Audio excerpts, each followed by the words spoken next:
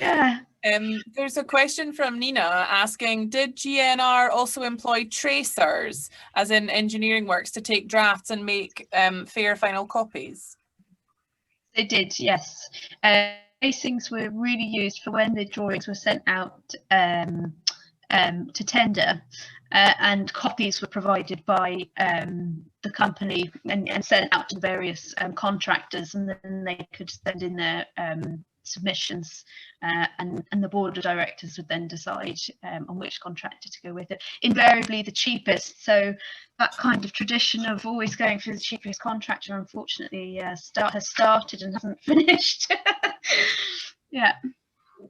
I had a quick question. Do you think that draftsmen were appreciated?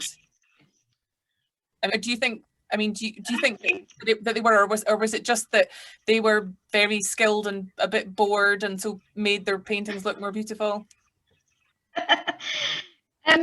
It's very interesting because a lot of their personal documentation makes the point that they are either an architect or an engineer. And the word draftsman doesn't actually come into their, say, for example, on census records and things like that.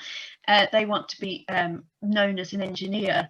And they have actually, looking into their personal histories and their trainings, you know, they attended university. They were engineers in their own right for different railway companies or architectural firms as well. So I think in themselves there definitely was, and their paychecks as well, there definitely was a status that came with them. But I think that came through the fact that they defined themselves as engineers rather than draftsmen. Yeah. I mean, you do have people who are colorists and tracers, but they tend to be the apprentices, if you like, in the office. And again, they're probably a bit bored. There's a wonderful quote about, you know, these poor engineering students that are basically left colouring in the corner, smoking cigars for the first 6 years of their lives. But, you know, that's kind of the essence of it. And then it's a sense of, you know, you would become a chief assistant to the engineer at the railway company, and you'd have that would be your job for life, but you would absolutely be an engineer. You wouldn't be a draftsman. Yeah. Interesting. Lovely stuff. Well, that takes us actually up to time.